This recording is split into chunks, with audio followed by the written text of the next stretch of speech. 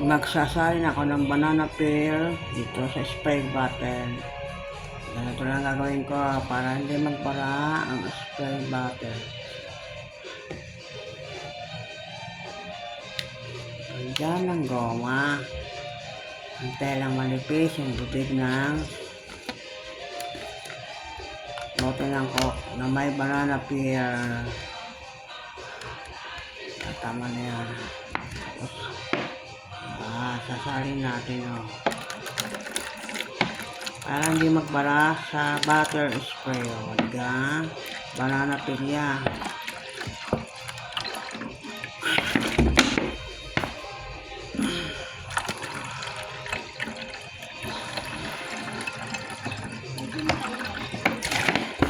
Yan, okay na yan. Tapos ganyan.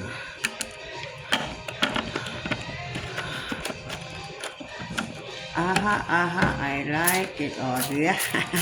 Di ka. Palambala. Oh. Ooh.